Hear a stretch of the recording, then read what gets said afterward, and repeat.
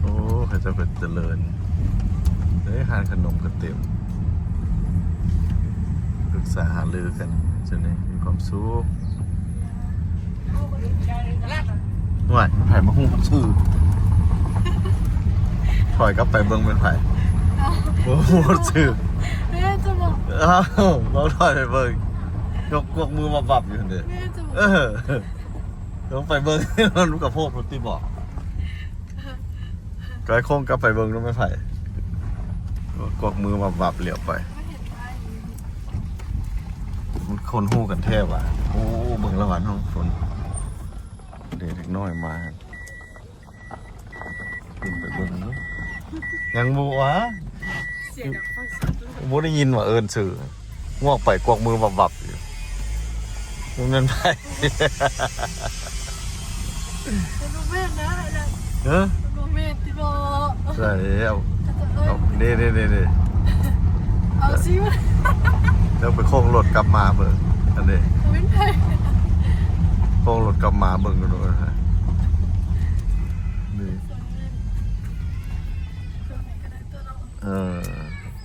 นี่มันใหญ่ขนมเลยนี่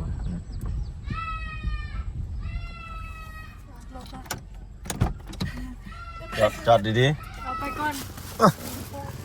ใบดีไม่เอาใบดีน้องชายเอาไม่เห็นอย่างอยู่นี่อ้าวเขาที่ไปเกินน้ำเงินสามเลยรถทางเขาจอดอยู่เดินทางหน้าอยู่ใส่น้ำเงินสามไปทางเราแจ้งแล้วแจ้งแล้วรู้กันดีรถแล้วก่อนคือมันมีความสุขแค่นั่งกินเบียร์กันอยู่นะสบายดีมีอันยูนกินแล้วขึ้นมาเพิ่งมานี่นี่รถทางเขาจอดอยู่เดินหน้านี่สบายดีเอามานั่งนี่ไหมมันนั่งนี่ไหมพอเขาชื่อเจ้าโอ้ไอ้รัดก่อนวะจุดอยู่ในรถเขาเจ้าจุดงงเอามีอย่างเป็นไผ่เอิญซื้อไอ้หลัดมาสั่นลองโค้งไปดูแมนเท่าเขาเจ้าผิดคนบ่วะเขาเจ้าว่าเมื่อไหร่ว่าทีมงานหิวข้าวบุมีห้านอาหารมาแถวนี้บุมีได้มีแต่อยู่มีแต่กายนี่ไปลงเบียไปเขาอยู่นี่มันอยู่ใส่นี่นะบ้านใดเมืองหลงกายที่ไปนั่นมันมีห้านอาหารนะเมียนว่าใกล้จะขึ้นภูเบียยังไม่เดียวสิพากันไปภูหัวโล้นเถอะนะยังไกลเนาะกระโดดอันกระโดดไกลรถอันนี้ก็ไปประมาณ40 ลัดแต่ว่าคันว่าไปทางลัดอนา3นี่ขึ้นภูนั่นน่ะนั่นก็แม่แล้วจะแม่นว่า30เป็นลัดเบียร์วะเบียร์โอ้รถมีสิพาก็ไปกินข้าวแล้วหิวข้าวอันนี้ไปรถอันนี้จะไปทางโน้นผู้เดียวมันมีแค่พิเศษเหรอด้วยนั่นก็แม่แล้วมีทางลักษณะทางนั้นไปมันไกลสมบูรณ์สบายดีน้องนั่งสบายดีไปพ้นมันเดี๋ยวนี้เขาปูยางดีๆโอ้น้ำแล้วไปลูกเตี้ยนี่เพิ่นเราหลงพ้นมาสั่นเพิ่นได้เอิ้นเจ้าบ่ว่าสั่นเอิ้นบ่เอานั่งไม่บ่ได้แล้วน้องสายได้แล้วจิไปเฝ้าไปกินข้าวหิวข้าวไปนึงก็ฮอดจะไปนี่ไปเที่ยงแล้วไปขึ้นภูนึงลงภูไปนึงก็ฮอดเนาะบนหาแม่นล่ะไปภูเบียนะขึ้นภูแม่นล่ะห้วยอันโอ้ชนเผ่าอย่างเฮาอยู่นี่ชนเผ่ามงเนาะโอ้ดีหลายเลยนี่นะเขาก็มาครั้งแรกกำไรชีวิตด้วยเนี่ยครั้งแรกวะแม่นแล้วนี่นะขอให้โชคดีโดยโหดน้องชายเอานั่งก่อนเอาทีมงานหิวข้าวเดี๋ยว4 คนอยู่ในรถมันว่าไอ้ไปช่วงนี้นี่ถือว่าไปช่วงดีอันนะพอดีอันนะหญ้าเขียวงามมันบอกโอเคไปโลลิ้นกับห้านใจ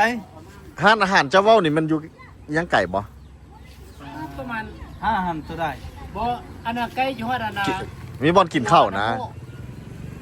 มีลงภูเบียไปแล้วจะมีห้านอาหารอยู่หั่นภูเบียอยู่ใกล้ๆนี่หว่าพวกไก่ขึ้นไปนี่ประมาณโมงมันบอกไกลแล้วประมาณ17 ลัก17 ลักได้กินรถเนาะได้กินละ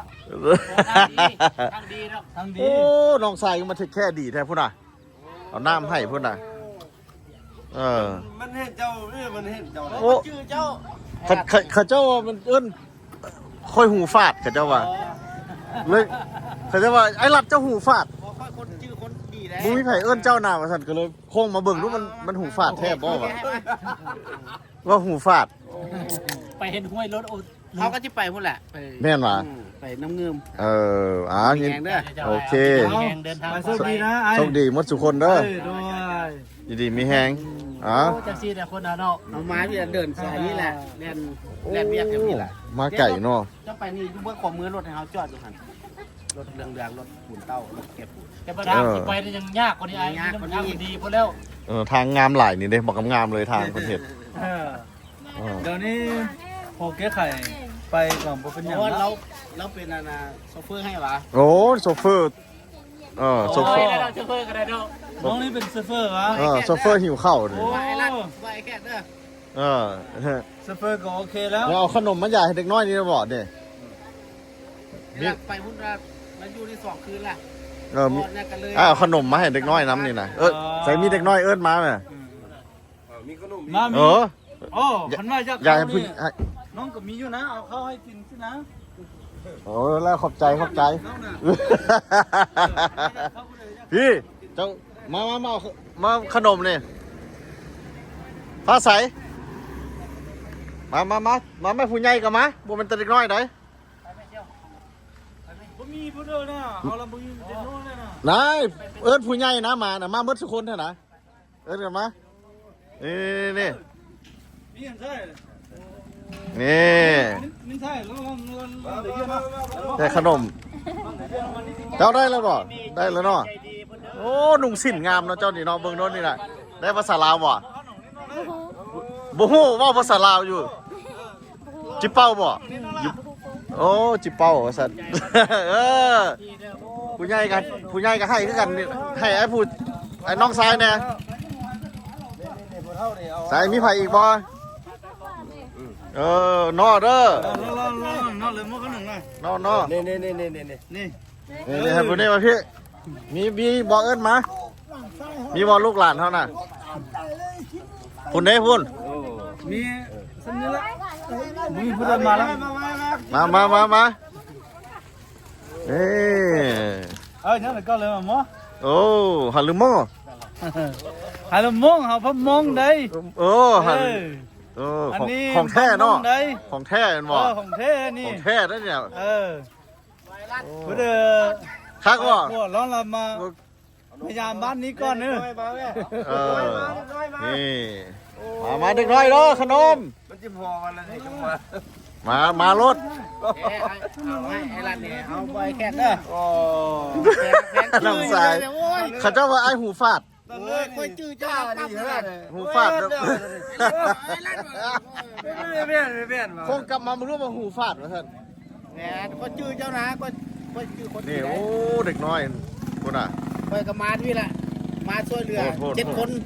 ฮะ 7 คนที่ถ้ำในสนาม โอ้พุ่นโอ้พุ่น ใจเด้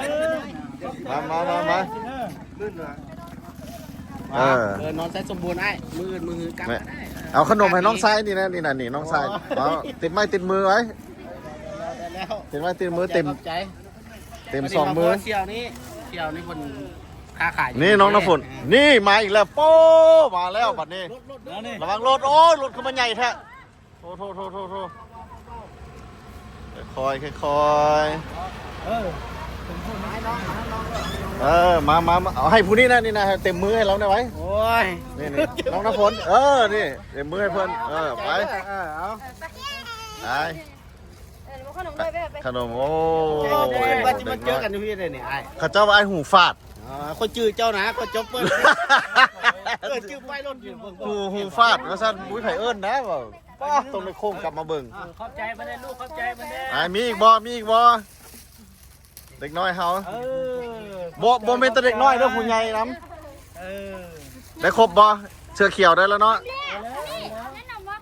มาแม่น้อขนมมา น้อยก็มาแล้ววันนี้นะ น้อยใหญ่ๆมาเลยผู้ใหญ่ก็มาแซ่บอยู่ล่ะขนมเนาะโอ้สีนี่เป็นแต่แซ่บ ขอบใจ โดย คักได้ดอก โอ้ดีใจที่มื้อนี้ไอ้มาฮอด แล้ว เนาะ เฮานั้น ทีมงานขับรถ ให้ ปูนเตาไปจอดอยู่นั้น ก่อน นี่ ให้ พูด ดึงทันก่อน ตะแพงวันน้อยๆพุ่นล่ะว้าเกือบกับโบไซนี่น่ะเหยียบแก้วเลยลูกมีอีกบอพุ่นเด้ ได้แล้ว พุ่นพุ่น โอ้ แม่พี่น้องหลาน หลาน มา หลานน้องนะ สายลูกหลานเอิ้นมา หลานน้องนะ ไอพ่อแม่เขาเจ้ามานำรถ เป็นแม่นะ เอาทั้งพ่อทั้งแม่ ย่าเจ้าตัวเองก็ต้องไปให้ พุ่นย่าบ่ ย่านี่ ย่าไม่เท่า พาย น้องไผ่ ย่าลูก ย่า สามมงน่ะ สามโมง น้องไผ่ โอ้ข่อย ย่าสิได้ ประกาศมาเดียว โอ้อันนี้มันไผ่เจ้าของเฮือนแล้วนี่นะ ด้วย อันนี้เราเป็นเจ้าของเพื่อนนี้ โอ้เจ้าของเฮือนเลยเนาะ แล้วก็ แต่ถ้าเราเป็นเซี่ยวกับปูนี้ เออ มาซื้อของกิน โดยโอ้แซ่บอยู่บ่สองตู้นะบุ้งเนาะคุณน่ะ ตัวน่ะ แซ่บบ่แซ่บโอ้ผู้นี้เอาภาษาลาวได้เนาะ แม่นะลูกดีใจเลยแล้วออกมาก็แม่ก็ดีใจ โดยโอ้ตุพ่อ แม่ก็บอกยังซื้อนะ โดยในอันนั้น อย่าห้ามพา แซ่บบ่ แซ่บบ่ ใช่โอ้พ่อกันได้ภาษาลาวเนาะหมดแล้ววะบ่หมดแล้วบ่ มาแล้วยังจะส่งลูกนี้ มาเกหมดหน้าตักเลยโอ้ยับเข้ามาหนทางแน่นบงามเด้น่ะเด้ผู้นี้เด้เบบี้น้อยสองมือเสื้อเขียวเด้ผู้นี้เสื้อนี่เด้มีน้องผู้ต่อแพงได้นี่นะ วันนั้นได้แห่งนี้ มา น้องล่ะออกพาน ไปกินข้าวหิวข้าวกันแห้ง เข้าใจแล้ว ขึ้นภูเก็ตไปได้ เข้าใจแล้วเนี่ย เดี๋ยวนี้ เข้าใจ แล้ว เข้าใจก้อนนี่ เดี๋ยวปวดลงไปย้อนมีห้าอาหารย้อนครบสุด เออ แล้วจะออกไปหันชาวเจรัก โมเมนต์27มึงจะชิป มาแม่ผู้นั้นน่ะอ้ายน่ะผู้ใหญ่ก็มาได้ มาแล้ว ได้แล้วบ่ ได้แล้ว ได้แล้วเนาะ ผู้นี้เด้ผู้หลานนี่นี่เป็นหลานผู้น้อยแล้วก็ให้ผู้ใหญ่นะยืนโคโลอยู่นี่เด้นี่นะผู้ใหญ่นี่นะ ขอบใจผู้นี้ได้แล้วบ่ผู้นี้ ปางเงียนมาละ เอารถหนา เอาขอบใจอะไรนะไอ้ หมดบ่เสื้อดำนั่นเด้ได้แล้วบ่โอ้ยังระวังรถเด้อ ยังเอาขนมให้มาสักคนแล้ว ระวังรถน้อยเกือบบุกกระบุใส่อันมักหินหันเจ็บนั่นน่ะเหยียบหันน่ะ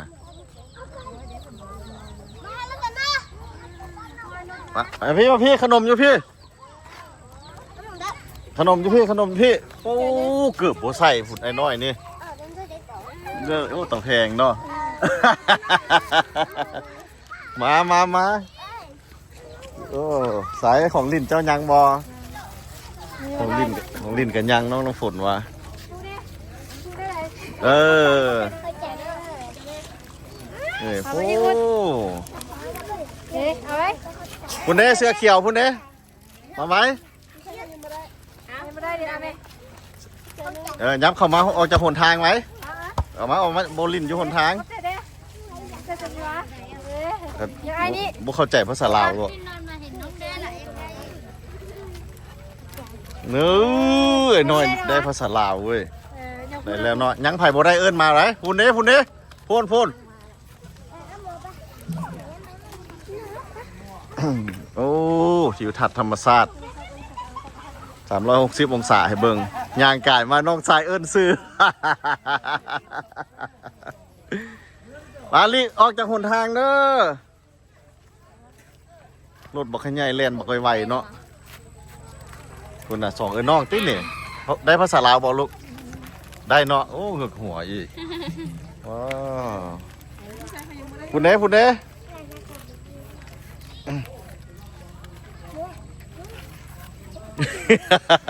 เราเครียด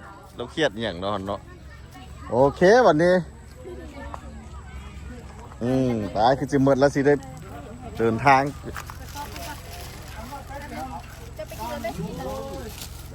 โอ้ยังเฉยเนาะ จะบอกว่าจะได้หรอวะ ยังบ่ได้ตีบ่ได้ละมาพี่ไหมพูนผู้ใหญ่ก็มาร ถเด้อรถ โอ้โอ้อยู่ขีมทางใหญ่เลยเนาะ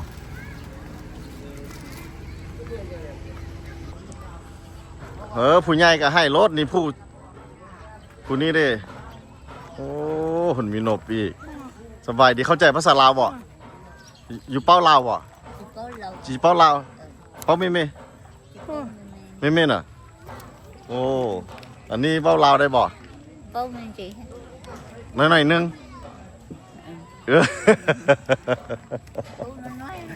น้อยเนาะน้อยบ่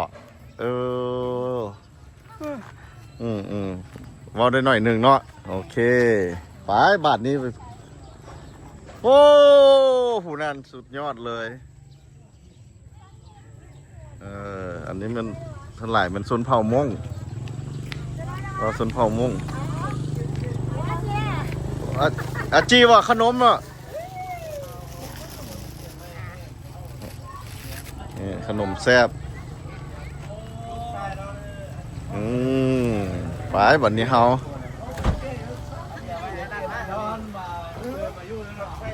ไปก่อนเบียร์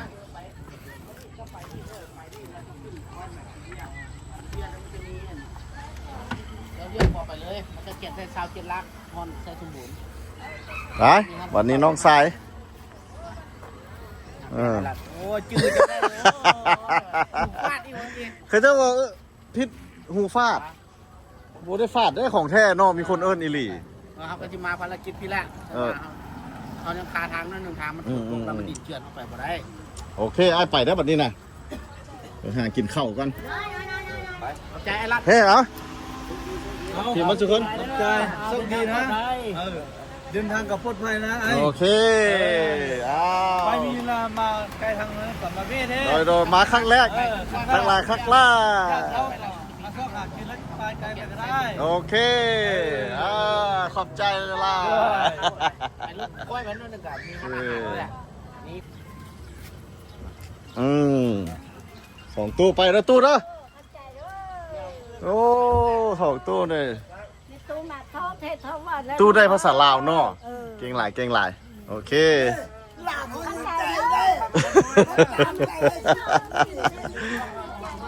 โอ้ทีมงานเฮานี่น้องฝนเขาเอาขนมในยูนี่เป็นไงเนี่ยมีสมองโอเคเบิ่งดูว่าไอ้แค่ต้องปีคนว่าถึงมาปีนี้แหละคนว่าจะมาอีกเดี๋ยวนี้วันนี้ตัวนี้เนาะ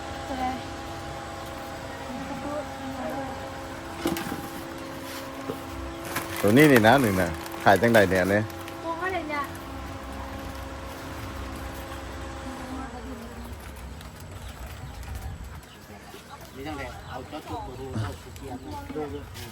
เนี่ยชอบกูเป็นบริษัทต้องจอยเชี่ยวน้องเอาหมดพวงอยู่แล้วมันที่มีซิมอขึ้นมาเลยเดเอาจังซี่นะน้องน้ำฝน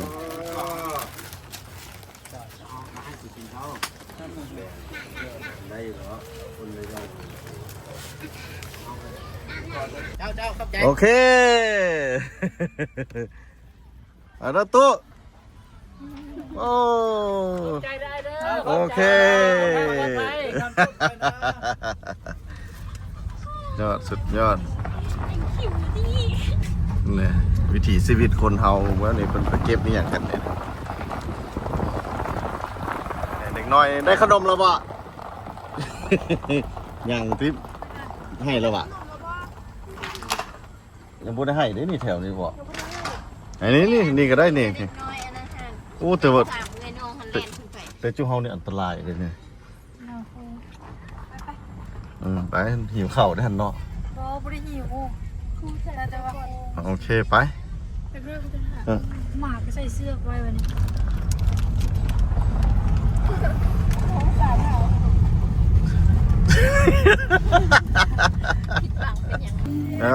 แม่สบายดีสิพากันไปใส่ไปให้มันค่ำแล้วสิไปให้จังได๋โอ้ไปให้มาสิกลับบ้านเนาะโอ้เดี๋ยวเอาขนมไปกินเด้อพุ่นโอ้เบบี้น้อย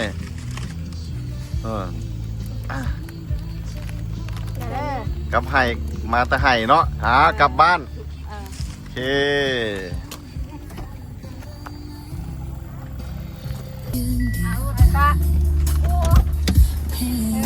มาขนมสบายดีมาเอาขนมไหมหมดสุคนมาไหมมาบุเป็นอย่างเพื่อนกับบุเป็นอย่างจีมั่วปัญหาเนาะจีมั่วเนาะไปเรียกไปเตะเราเลย โอ้มันให้คือโอ้ไปให้มาเนาะมาเด้อไปให้ส่วนเฮ็ดสวนอยู่นี่ มันละโอ้เสียโอ้อันนี้เป้ลูกน้อยพูน่ะลูกแฝดรู้ไหมส่งคนนะลูกแฝดพูน่ะพ่อเมียวันนี้ได้ลูกแฝดได้กำไรเนาะออกเท่าเดียวได้2ลูกสาวฮะนะลูกสาวเจ้าแม่ส่งคนในลูกสาวฮะนะลูกได้ลูกสาวออกเท่าเดียวได้กำไรเดี๋ยวพูนั้นเด้มาขนมไหมไปกินได้เหมือนระบบเบบี้ดิมาให้ได้ครบหมดทุกคนไปให้มาเนาะโอเคไปบัดนี้จงเอาโชคดีไอ้เห็ดคนดุมันแท้ๆอยู่นี่เห็ดไห่เห็ดนา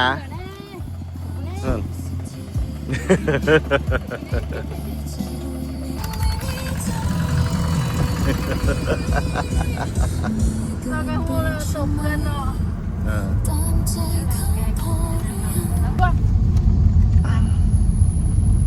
โอ้ตะเวนกำลังสิตกดินแล้วที่เขามานี่นะเดียวนะใกล้ละแต่มื้อนี้เขาบ่ได้คือเป้าหมายเขามันสิไปภูหัวโล้นแต่มื้อนี้คือสิบ่ทันละเริ่มค่ำแล้วคือวังเวียงเลยขี่เขาเรียบทางเขากับเรียบห้องน้ำไปนะเขาเรียบเนี่ยโอ้ใจเย็นโอ้เด็กน้อยหน่อยไปทานขนมกันข้างหน้านี่เย็นรับกระสังเสร็จเลยพวกนี้หมดดูมันเห็ดบอกเห็ดเวียกเนาะคือไทยแหละผัดเป็นทางคูกันเอานี่เป็นจอดอันนี้มาทันก็ได้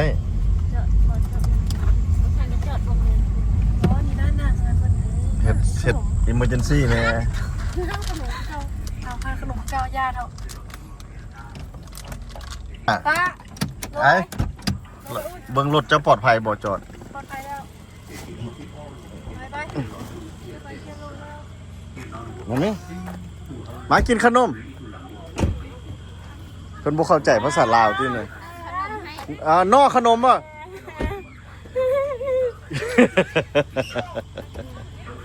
โอ้ขนมนี่เข้าใจเนาะ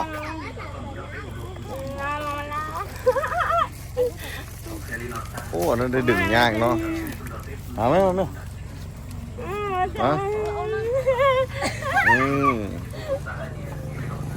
พากันมาจะใส่ไปให้มาบ่ะ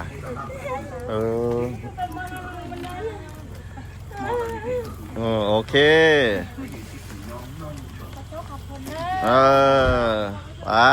ไปให้ไปนากลับบ้านตะเวนกำลังสิตกดินเจ้าวินหัวเศร้าแล้วบ่นางใครแล้วบ่ยังบ่ใครเนาะแปลว่าขี่รถต้องได้เอาวิธีแก้เพิ่นวินหัวเนี่ยรถมันกันนะเอาพงเยี่ยมลงเอาไหมเอาพงเยี่ยมลงอีกวิธีหนึ่งขั้นเพิ่นยังแก้บ่ได้มันต้องให้เราไปเปลี่ยนไปนั่งเบิ่งทางหน้าสบายดีว่ามีลูกกันเมื่อแล้วว่ะลูกบ่อันนั้นก็ลูกว่ะโอ้มีลูกกันเมื่อแล้วเนอะเด็กน้อยนี่น่ะเข้าไว้หนทางอันนี้เจ้าลูกเจ้าอีกบ่โอ้เรา3 คนต้อง3เบิ้ลเด้อนางนี่พูดนี้พูดนั้น2 คนต้อง2เบิ้ลเข้าใจพากันเฮ็ดอีหยังล่ะเนี่ยเฮ็ดให้หวะโอ้ นี่ผู้นี้3เบิ้ลให้เพิ่นนะระเบาะลูกก็นอนนี่เด้เบิ่งมานี่ไอ้น้อยนี่คือบ่ใส่เกือบแน่นี่บ่มีเกือบบ่ เข้าใจ เอาพักกันเมื่อซะเนาะทำแล้วตะเวนสิตกดินโอเค เข้าใจ บายโอ้หน่วยงานเฮาได้เรื่องแล้วหน่วยงาน ใช่ แล้วเอาลุงล่ะว่ามาดีตรงนี้ปีไม่ดีทางของไง เบรกต้องดีๆ ดีแต่เฮารถเฮาก่อนสิมาเช็ค2รางเรียบร้อยเปลี่ยนน้ำมันเครื่องพร้อม พึ่งน้ำไหลนี่น้ำไหลยูฟูออกนั่นแหละ ใส่มีน้ำ เดี๋ยวไหนนี่ไป มีหลายตอนนั้นจุ๊เจ้านอนเนี่ยมีออกบอลหนึ่งอีกอยู่ทางหลังเขา ว่าเห็นอยู่ได้ได้ โอ้เดี๋ยวอันนี้บอกใหญ่เลยพุ่นนะอยู่ถึงน้ำมันเบิ่งอยู่กล้องนี่อาจจะบ่เห็นซูมให้เบิ่งหมดนี่นี่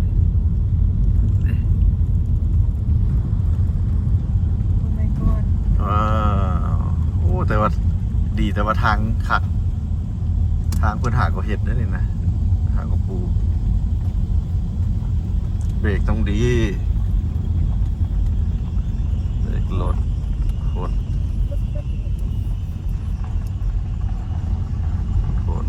น้องฝนเหยียบเบรกมาดีเลย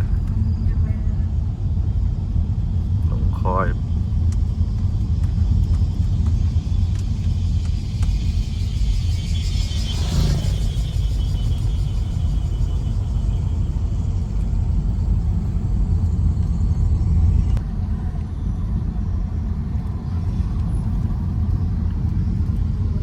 ทางก็งาม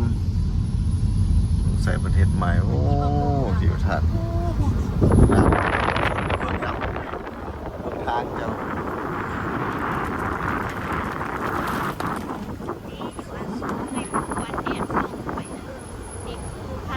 โอ้คนจะเบิ่งน้ำมูได้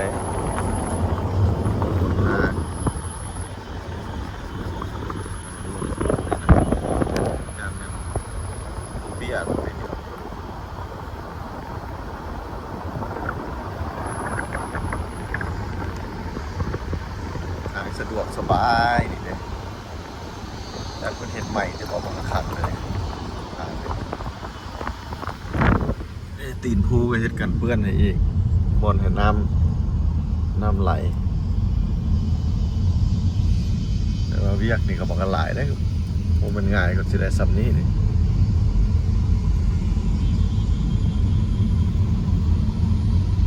เขาก็มายังงงเนาะ ลงภูไปก็เป็นสาวบ้านแล้ว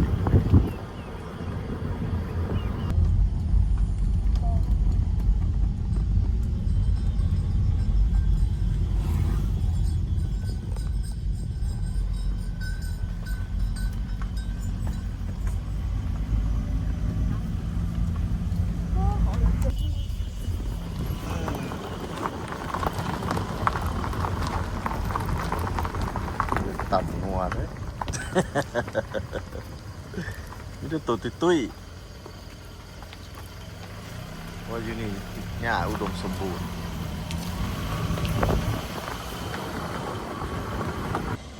อ้าวเอามาฮอดไซส์สมบูรณ์แล้วนั่นเป็นประตูทางเข้าที่นี่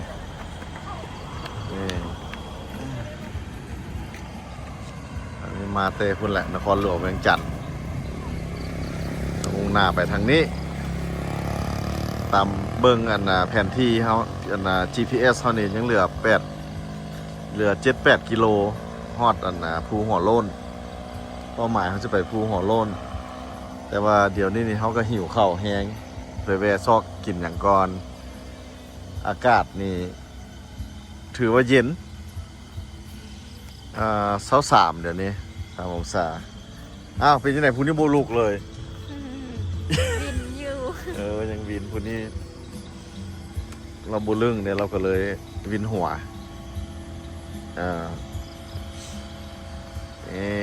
เป็นว่าไซสมบูรณ์แล้วว่าสั้นนี่อ้าวไม่ไผ่เคยมาบอลนี่นะ